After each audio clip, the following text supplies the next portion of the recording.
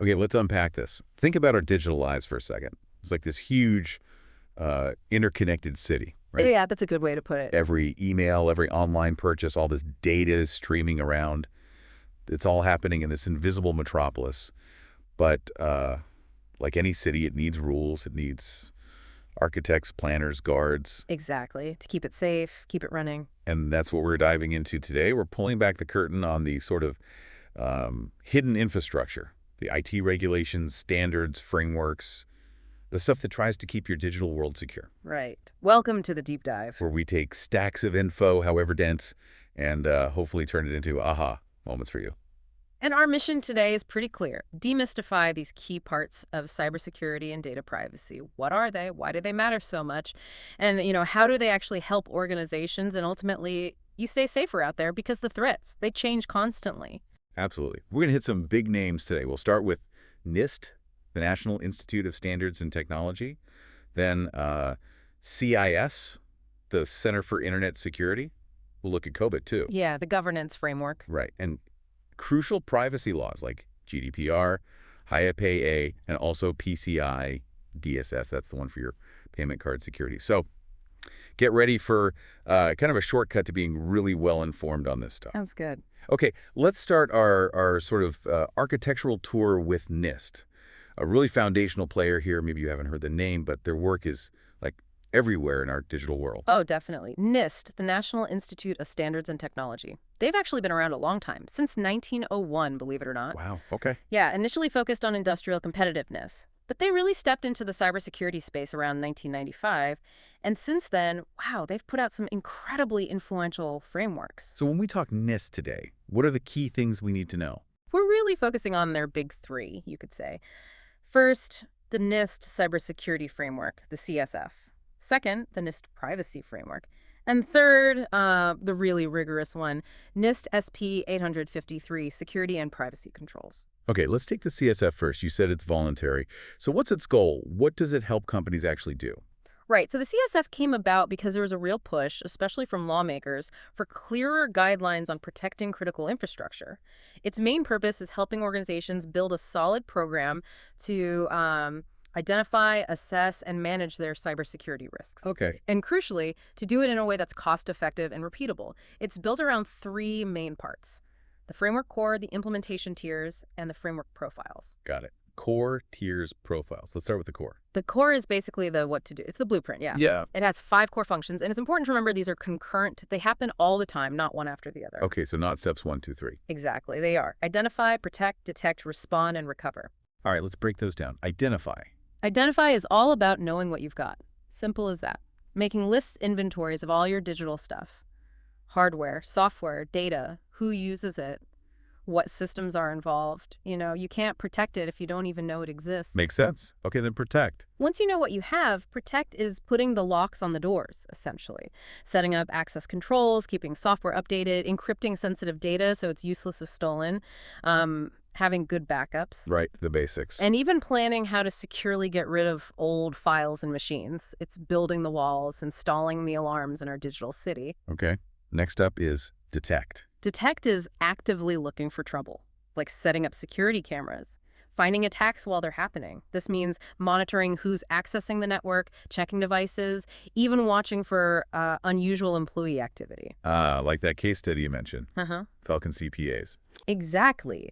They had a NIST-based software that flagged weird stuff, an employee accessing records late at night, using USB drives way too much. Yeah. And that detection, it led them straight to someone stealing banking info from payroll. Wow. Yeah. So detection tools like a webcam on a locked door, they might not stop someone trying to get in, but they alert you immediately, letting you react fast and hopefully prevent major damage. Okay, so detect spots the problem. Yeah. Then respond kicks in. Precisely. Respond is the plan for what you do when something happens. How do you contain the breach? What are the pre-agreed steps to minimize the damage? Who needs to be notified? It's like deploying the digital fire department. And finally, recover. Recover is getting back to normal, restoring systems, fixing equipment, getting data back from backups, helping employees get back on their feet. And what's really impressive about the core isn't just these 5 functions, Hmm. it's how they break down further into 23 categories and then get this 108 specific subcategories. So you go from high-level goals right down to concrete management and technical actions. It's a super detailed checklist, really. That is detailed. Okay, what about the other parts? Implementation tiers. The tiers aren't about how to implement the functions, but more like how sophisticated are we? They benchmark an organization's maturity level. Okay, like different levels. Yeah, 4 tiers. Partial, risk-informed, repeatable, and adaptive. Partial is basically security is an afterthought, very reactive. Risk-informed means they're starting to think about risks specific to them. Repeatable means security is baked into formal policies. And adaptive. Adaptive is the top level. Constantly improving, proactively hunting threats, maybe even sharing intel with others. It shows how integrated security is, from ad hoc to really strategic. Got it. And the third part, profiles. Profiles are NIST's tools for measuring risk and planning improvements. Think of them as like industry-specific guides. You create a current profile, where are we now? Then a target profile, where do we want to be? And the difference is the roadmap. Exactly. The gap analysis shows you what needs to change. Drives improvement. Really useful. That's a really solid structure for cybersecurity. You said NIST also thinks about privacy. Let's talk about the NIST privacy framework. Absolutely. It's newer, came out early 2020, and it's specifically designed to help organizations protect individual data when they process it. It's industry agnostic, tries to be globally relevant. And is it structured similarly? Yeah, very similar, which is helpful. It also has a core, profiles, and tiers, and there's overlap. Things like detect, respond, recover from the CSF can apply to privacy incidents too. But it must have its own focus. Oh, yes. The Privacy Framework Core has its own 8 functions, things like Identify P, Govern P, Control P.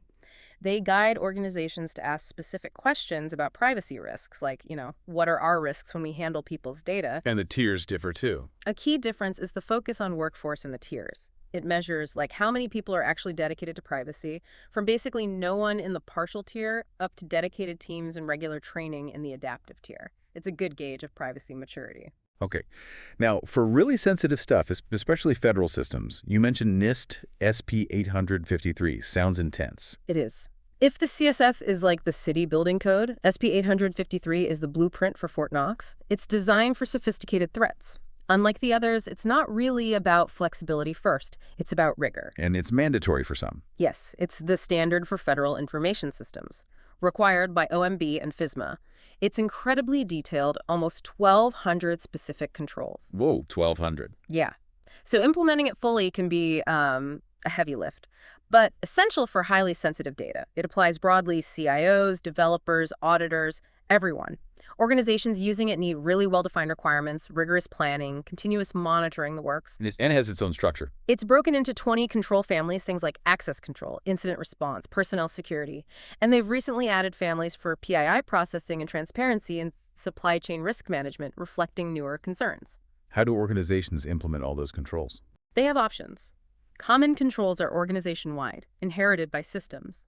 System-specific controls are tailored to individual systems, or they can use a hybrid approach, mixing both. Okay, shifting gears a bit. We've talked frameworks. Now let's get into the laws and industry standards that directly impact, your data, your privacy, the actual rules of the road in our digital city. Right. And data privacy laws fundamentally exist to protect individuals' private lives and also to build trust. They set rules for how your information is collected, used, stored, and shared. Generally, it means being transparent, keeping data confidential, limiting access. Seems straightforward, but the approaches differ, right? Yeah. U.S. versus EU. Big time. The U.S. tends to have sector-specific laws, like rules just for health data or just for financial data.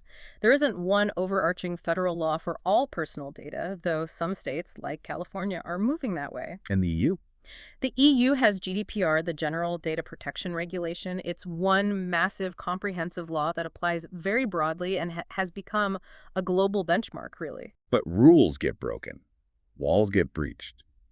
Let's talk data breaches. What happens then? Yeah, a breach is basically when confidential info gets exposed to people who shouldn't see it. Can be accidental, an employee mistake, or intentional, hackers. And the consequences for companies are huge. Massive business disruption, damaged reputation, serious financial loss.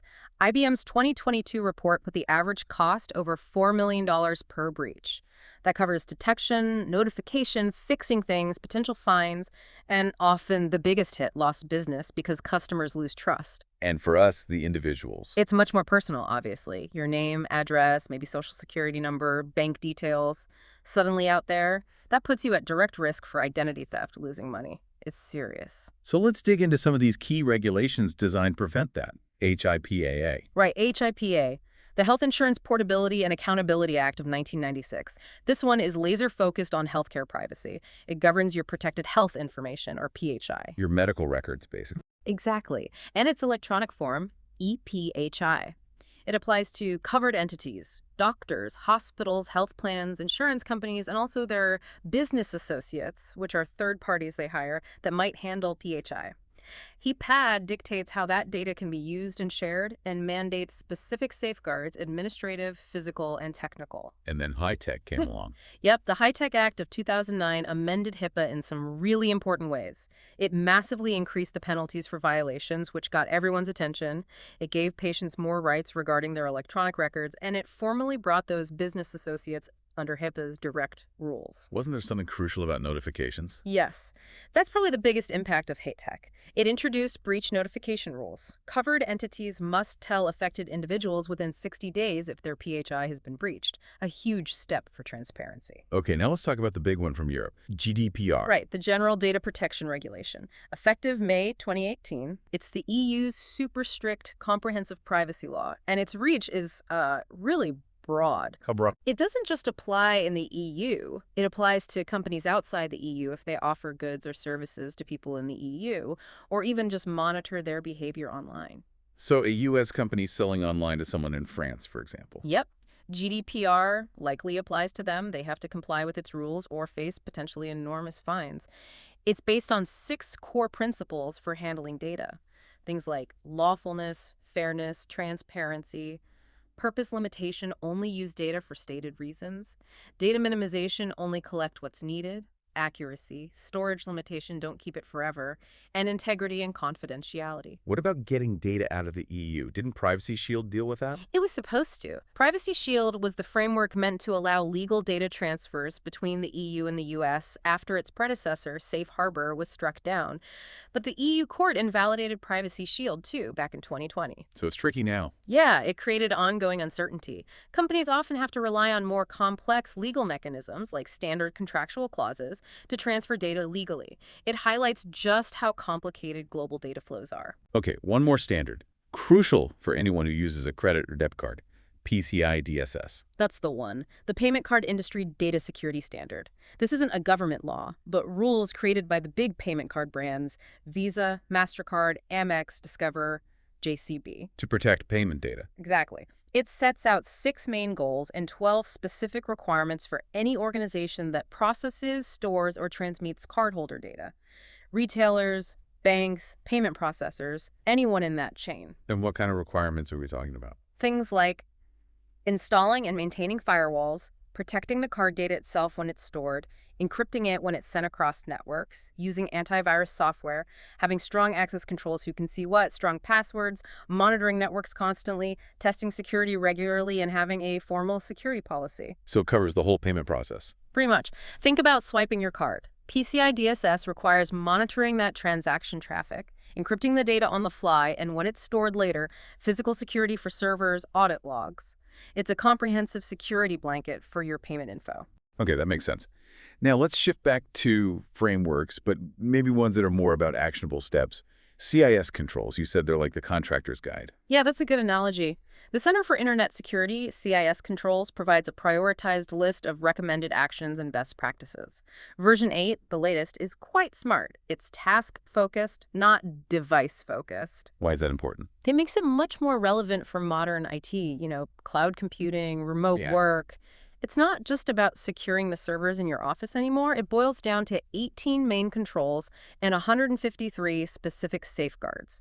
They're designed to align with other standards like NIST, be measurable, learn from real attacks, offense informs defense, and be actually doable for organizations. What I like is that you said CIS helps companies tailor this, Yeah. because 153 safeguards sounds like a lot, maybe too much for a small business. Exactly. They don't expect everyone to do everything at once. That's where their implementation groups, or IGs, are brilliant. They're self-assessed categories that help organizations figure out which controls are most critical for them based on their size and risk profile. So like different starting points. Precisely. IG1 is called Essential Cyber Hygiene. It's for small or medium outfits, maybe with limited IT security resources, handling less sensitive data. Their main goal is just basic security, staying operational. Okay, what's IG2? IG2 builds on IG1.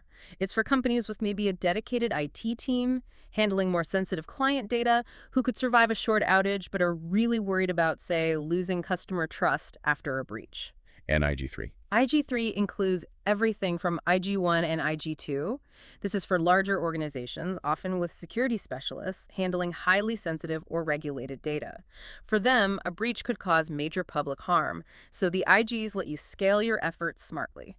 Could you give us a flavor of some key CIS controls? What do they actually cover? Sure, let's pick a few. Control 01, inventory and control of enterprise assets. Back to basics, right? You can't protect what you don't know you have. Tracking servers, laptops, cloud stuff, where your data is. Makes sense. What else? Control 03, data protection. This is about managing data securely through its whole life. Identifying it, classifying it like, is this public, internal, confidential? Applying controls like encryption and planning for secure disposal. Using things like data loss prevention, DLP, tools. Okay. Control 05, account management. All about user accounts. Using things like single sign-on, SSO, ideally paired with multi-factor authentication, MFA, needing more than just a password, and crucially, separating admin accounts from regular user accounts. Huge risk reduction there. Good point. What about vulnerabilities? That's Control 07, continuous vulnerability management. Proactively finding and fixing weaknesses in your systems before attackers do. Understanding things like zero-day exploits, flaws attackers find before a fix exists, and prioritizing what to patch first. Okay. How about tracking what happens? Logs. Yep, Control 08, audit log management, setting up systems to collect and analyze logs from everywhere. It's like your security camera footage. Essential for spotting attacks in real time, responding to incidents, troubleshooting, even legal stuff. Makes sense. Malware is a big one, too. Huge. Control 10, malware defenses, preventing malicious software. We saw in that Family Practice Medical Inc. case study how attackers used legitimate tools, Windows Management Instrumentation, WMI, to disable security and steal data undetected. That's called living off the land, or LOD-L tactics. Control 10 addresses defenses against both traditional malware and these sneakier methods. What about getting data back if something goes wrong? Critical. Control 11, data recovery. Reliable backups are non-negotiable. Ransomware, errors, disasters. You need your data. This means automated backups, storing them securely offsite, encrypting them, and this is key, regularly testing that you can actually restore from them. Testing is crucial. Network security. Control 13, network monitoring and defense. Actively watching your network for attacks like denial of service or ransomware trying to get in, using tools like SEM security information and event management, which is like a central dashboard for security alerts. Smaller places might outsource this to an MSP, a managed service provider. You mentioned the human element earlier. Control 14, security awareness and skills training. Absolutely vital. People are often the biggest risk if they're not trained. Regular, relevant training on phishing scams, safe data handling, how to report problems, making everyone part of the defense. And if an incident does happen? Control 17, incident response management. Having a plan before it happens. Who does what? How do you communicate? How do you contain it? Links back to those IPA and GDPR notification rules too. Requires practice, like fire drills. Okay, last one you mentioned, penetration testing. Sounds serious. It is, but in a good way. Control 18, penetration testing. Control 07 finds vulnerabilities, this one tries to exploit them, simulating real attacks to see if your defenses hold up, often done by red teams. Like that first payment network case, testing their new biorecognition tech by trying to break it before launch. Recommended annually for bigger organizations. Wow, CIS really does seem to provide that practical, step-by-step guide. Okay, finally, let's zoom out again. COVID. You said this is more about overall governance, like the city's government? That's a great way to think about it. COBIT control objectives for information and related technologies developed by ISACA starting back in '96. It's evolved a lot. It's now a global framework for IT governance and management, aiming to align IT strategy with the overall business strategy. Okay, you emphasized governance and management there. What's the key difference according to COBIT? It's a really important distinction. Governance is the responsibility of the board, the top leadership. It's about evaluating strategic options, directing the chosen path, and monitoring the outcomes, setting the overall direction. Like deciding if and why the city builds a new bridge. Exactly. Whereas management is the responsibility of executive leaders, the managers, it's the day-to-day planning, building, running, and monitoring of activities to achieve the goals set by governance. So the team actually designing and constructing the bridge. Perfect analogy. Both vital but distinct roles and responsibilities. COBIT helps clarify that. And the goal of COBIT 2019 is to help create a tailored governance system using things called design factors and focus areas. So it's built on some core ideas or principles. Yes, 6 principles for the governance system itself. 1. Provide stakeholder value balancing benefits, risks, resources. 2. Use a holistic approach recognizing all the interconnected parts. 3. Be a dynamic governance system adaptable to change. 4. Clearly separate governance from management. 5. Be tailored to enterprise needs, customizable. And 6. Be end-to-end, covering all IT-related processes across the organization, not just the IT department. Okay, that makes sense. And there are principles for the framework itself, like being conceptually sound, open, flexible, and aligned with other major standards. These principles support the different components, processes, structures, policies, information flow, culture, people, technology. How does COBIT structure the actual objectives? It has governance objectives and management objectives. Governance objectives are under the EDM domain: evaluate, direct, and monitor. These are for the board level. There are 5, focused on things like ensuring value delivery, optimizing risk, optimizing resources. Is there an example of that in action? Yeah, the Alliance Core case study. They're a furniture retailer. Their executives used COBIT to assess their IT governance and found big gaps in EDM, no consistent approach, wasted money, too much risk. That assessment drove them to overhaul their IT function using COBIT as a guide. Okay, and below governance are the management objectives. Right. Those fall into 4 domains. APO, align, plan, and organize, focusing on IT strategy. BAI, build, acquire, and implement, about getting IT solutions implemented.